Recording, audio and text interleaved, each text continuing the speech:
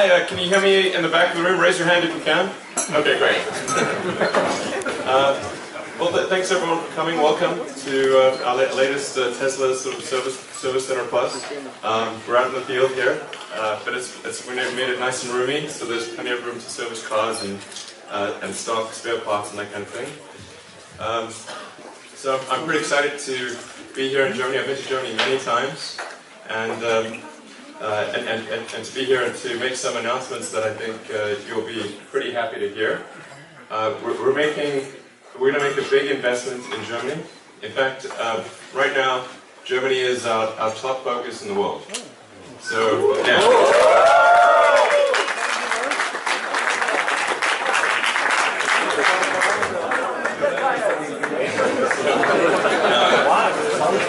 And I'll tell you why.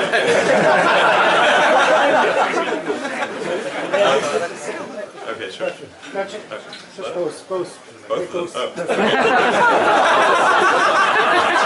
That's stereo. It's like trying to eat two ice cream cones. Okay. Alright, so the reason is that this is a really big and important market for us. In fact, for our Tesla Roadster, this was the second biggest market in the world after the US. Germany is obviously a place that appreciates engineering and appreciates great automotive engineering in particular. And I feel like if we can't do well in Germany, that's not a good sign. So it's very important that we do well here.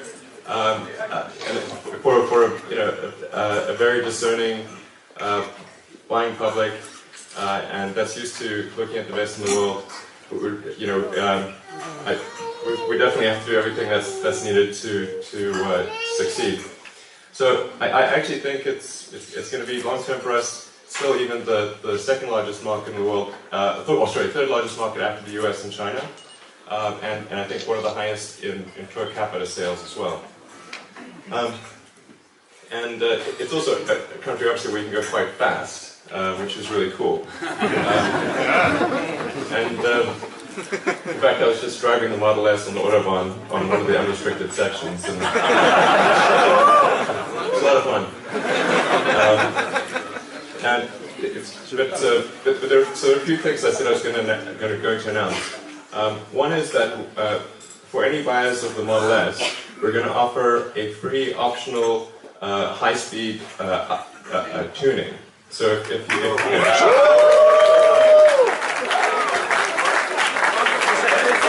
How many kilometers? So whether you bought the car already or will buy the car in the future, if you're someone who likes to ride at the sort of top speed on the Autobahn, then we will tune the car. We'll do a custom tune of the car to make it feel really great at top speed.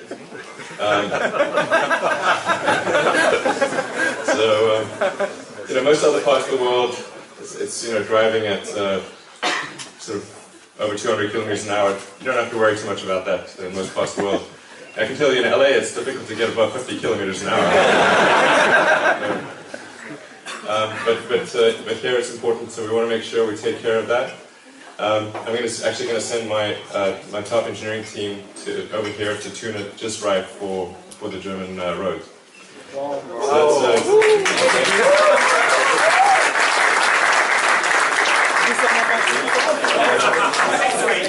and then, as I said, this will apply to new cars pushed in the future and will be done for free as a retrofit to existing cars. Then the next big thing is that we're making a huge investment in superchargers. So yeah.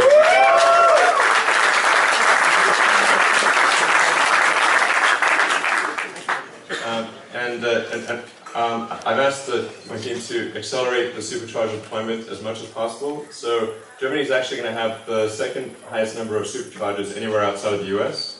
And in fact, more superchargers per capita than the US.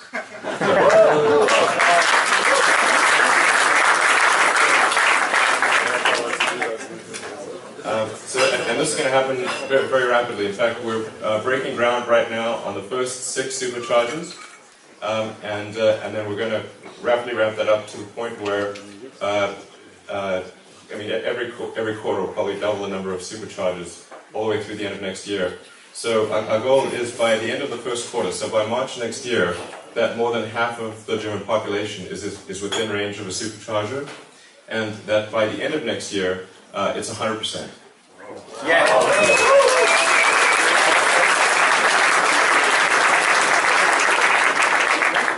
How many years now? I'm not sure of the exact number. It's probably on the order of 40 to 50. Yeah, something like that. Yeah. We want the superchargers not just to be the max distance, but to be maybe around 200 kilometer spacing, something like that. So it's convenient. You don't always have to stop at the same place. So If you go fast, you will need... yes. This is indeed part of the reason. Is that if you go really fast, you need the superchargers a bit more often.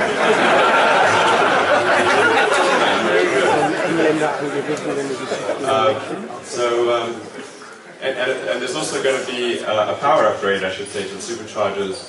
So they'll be at the 135 kilowatt level versus 120 kilowatts in the US.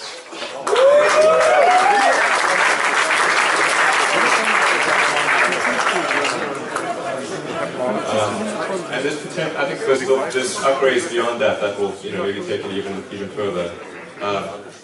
So the goal with the supercharger is that when you stop alongside the highway, and these will be places where you'd normally stop on a trip to where you normally stop to get fuel, get a bite to eat, or get a snack.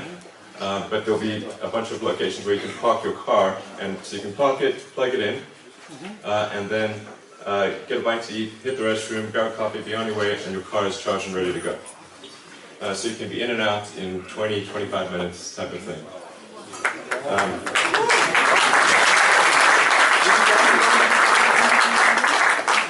How much range do you have if you use the high-speed option on the German Autobahn? Well, it depends on how fast you go. Yeah, it's the range. I saw the chart like... Yeah. Well, the faster you go, since the drag force increases with the square of the speed, you lose range quite fast at the very high speeds. But that's true of any car. That's true of a gasoline car or anything. And I think 200 kilometers is possible. Yeah, 200 kilometers should be no problem. Yeah, and and there will also be a navigation upgrade that's coming out over the air navigation upgrades probably in December. That will calculate least time to destination. So including taking into account the supercharger locations. So if you want to get to a destination the fastest, it's going to figure out how fast you should drive, how long you should stop, and navigate you to the supercharger stations along the way, and then to your ultimate destination, and we'll calculate that whole route with the least time possible. And it's even going to do things like look up the wind speed on the internet and factor that into it.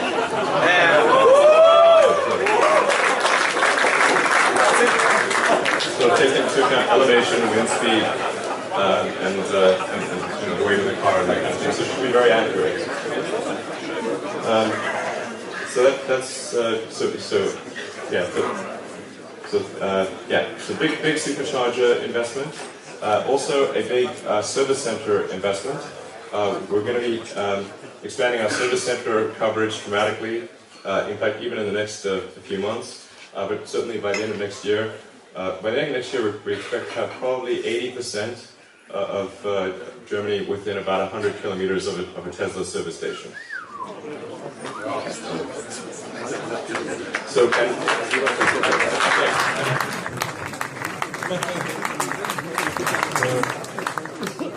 it'll be it's a big investment, and we're going to be hiring a lot of people. And if there's if you know anyone you think would be great to add to the Tesla team, please ask them to submit their information. We're looking for great people, fast-growing company, lots of opportunity, and yeah, it's a fun work environment and also some other good things.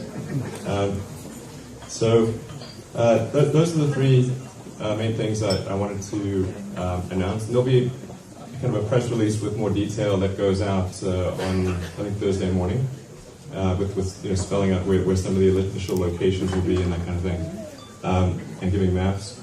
But I wanted to tell you guys first, kind of ahead of the press, and because really people like yourselves are extremely important to the future of Tesla. We don't have the budget to spend money on advertising, so the only way that we're able to grow is by good word of mouth. So to the degree that there are people who really believe in the sustainability, that really believe in the electric car revolution, people like yourselves are very important to the success of Tesla and to the success of electric vehicles in general. Because, as you know, there are many people out there who don't believe electric cars.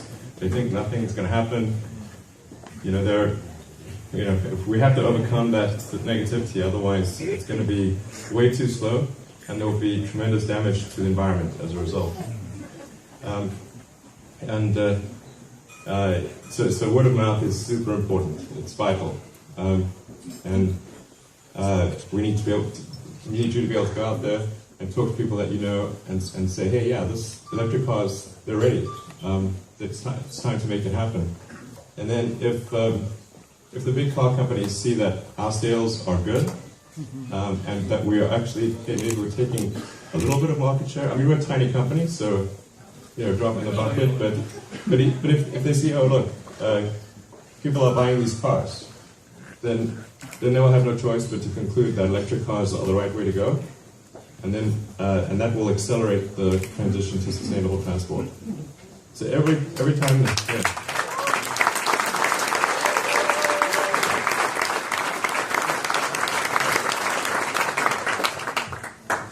So every time a Model S is driving down the road and somebody sees it, and or a friend gets in and you take them for a ride, and their eyes open wide and they're like, "Whoa, this is for real." It's not like I read in the papers, So your customers are the best salesmen. Exactly. And it's a very important thing for the world. So there are lots of naysayers out there, and lots of people who say, oh, electric cars are never going to happen, we should just be resigned to burning hydrocarbons forever. Well, not forever, until they run out, of course. And then they'll say certain technologies like fuel cell, and it's like, oh god, fuel cell is so bullshit. I mean, it's so rubbish.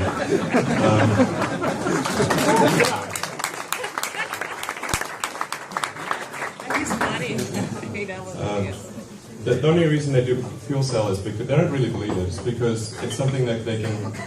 It's like a marketing thing. But the reality is that if you took a fuel cell vehicle and you take best case for a fuel cell vehicle in terms of the mass and volume required to go up to a particular range, as well as the cost of the fuel cell system, and then. If you took the best case of that, it doesn't even equal the current state of the art in lithium-ion batteries. So there's no way for it to be a workable technology. And then putting up a huge hydrogen distribution structure is also extremely difficult. And hydrogen is quite a dangerous gas. It's suitable for the upper stage of rockets, but not for cars.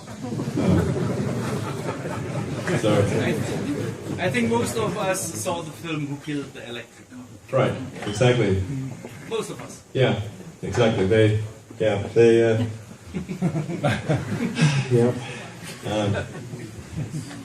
you see Revenge of the Electric Car?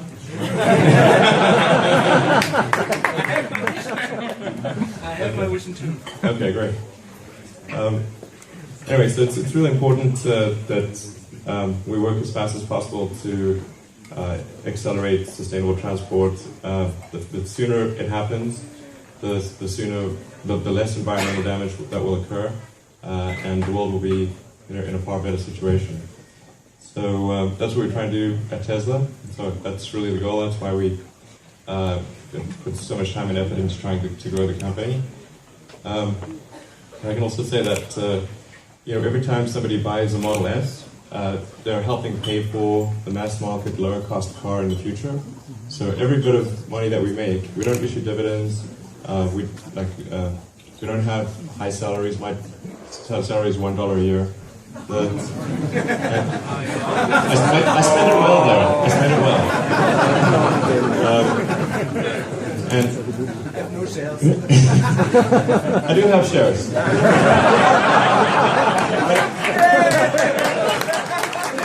But I don't sell them. In fact, I promised that I will be the last one to sell shares. Oh, that's very good.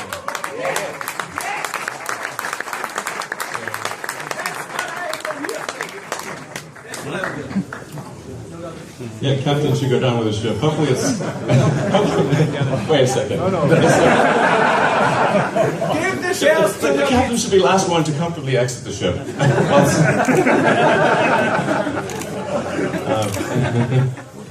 My question is, could you please explain this issue, Sure, maybe? absolutely. And explain what your measures are and going to be in the future to avoid such things?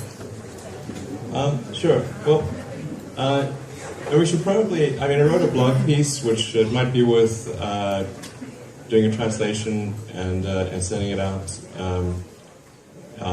But it actually it gave us an opportunity to explain that in fact an electric car, or at least our electric car, is 5 times less likely to catch fire than a gasoline car.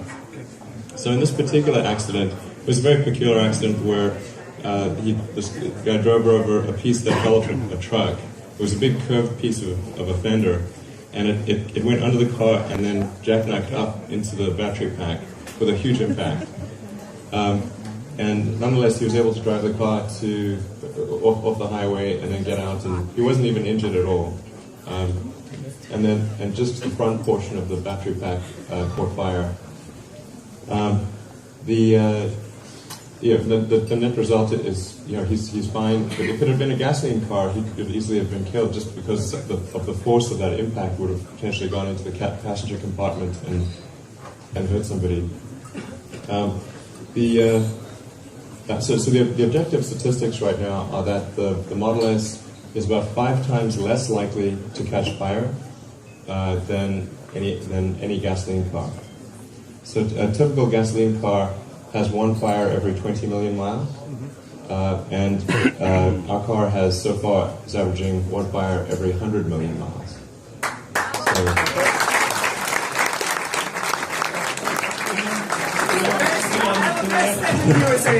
That's right, exactly. That's a good point. I keep this. Thank you for bringing up this good point. The Model S, to refer that point, the Model S, when it was tested by the U.S. government, got 5-star in every category. 5.4. Yeah, technically. The official score was 5-star in every category, but in reality, it was more like 5.4. But there is a statistical measure that they provide to all manufacturers, which is it's usually too technical for public consumption, so they just provide it to the manufacturers. But it's called the statistical probability of likelihood of an injury, and it was the lowest probability of injury of any car ever tested in history by the U.S. government.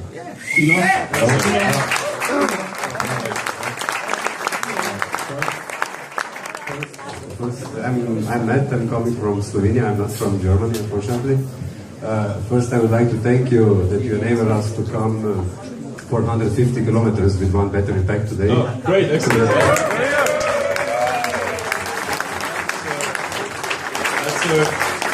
Was that on a single charge? Yeah, single charge. Wow. And with the average 100 km/h speed. So, wow, okay, that's great. So I don't know if everybody heard that, but Shaman drove all the way from Slovenia at an average of 100 kilometers an hour and drove 450 kilometers.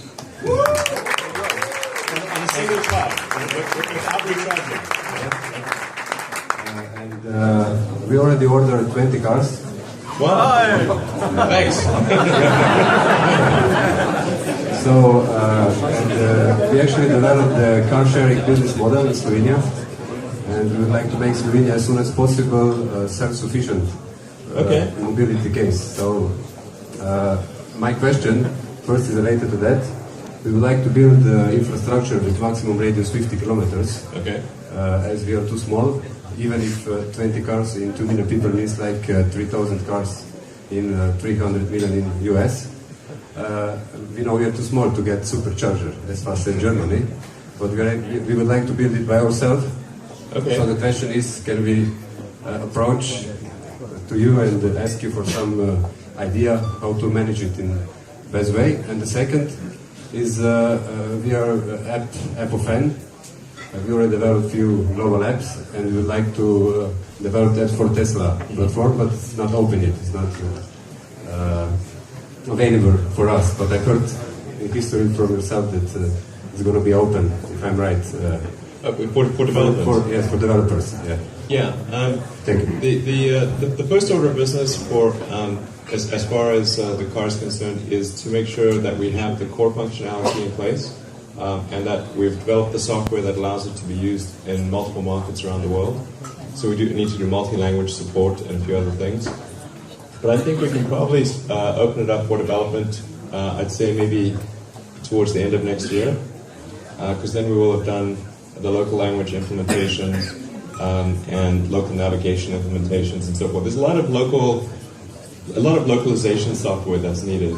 So we need to kind of get that framework done. And do a few basic things like upgrade the browser to Chrome and that kind of thing. And then that's when I think it'll be ready to do other development. And it's just basically written in Linux using the Qt library. So if somebody's written an app for Android or to less extent the iPhone, it should be pretty easy to port the app to Linux, because Android is basically modified Linux. So I think that could be interesting. We're also considering adding a pure Android emulator to the car. So then you could literally run an Android program in a window on the car.